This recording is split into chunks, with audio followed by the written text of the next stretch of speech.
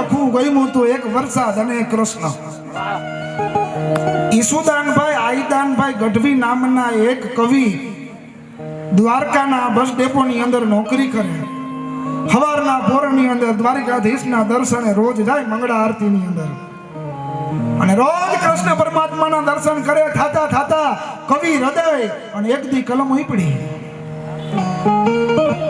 દ્વારિકા વાળાને કીધું કે આય ઠાકર તું તો અહીંયા આવતો રહ્યો પણ રાધાનું શું? એને જે વાત કરી એમાં એટલે કલમ ઉપાડી અને લખ્યું કે દ્વારિકામાં કોઈ તને પૂછશે કે કાન ગોકુળમાં કોણ હતી રાધા તો સૂર્ય જવાબ દઈશ માતા. એક એક પ્રશ્ન પૂછ્યો. તારું તે નામ તને યાદ નહોતું તેથી રાધાનું નામ હતું ઓઠે.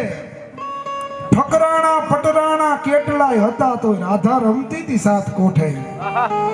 રાધા વીણ વાસળીના વેણ નહીં વાગે આવા સિદ્ધને સોગંદ ખાધા તો સૂર્ય જવાબ દઈશ માતા.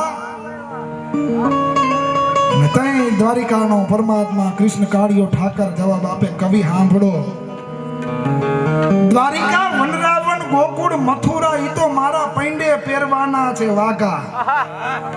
આ બધા મારા પૈંડ ઉપર પહેરવાના વાઘા છે. દ્વારિકા ગોકુળ મથુરા વનરાવન ઈ તો મારા પૈંડે પહેરવાના છે વાઘા.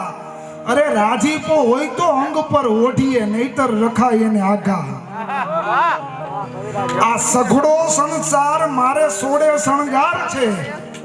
અંતરનો આતમ એક રાધા. હવે પૂછશો માં કે કોણ હતી રાધા.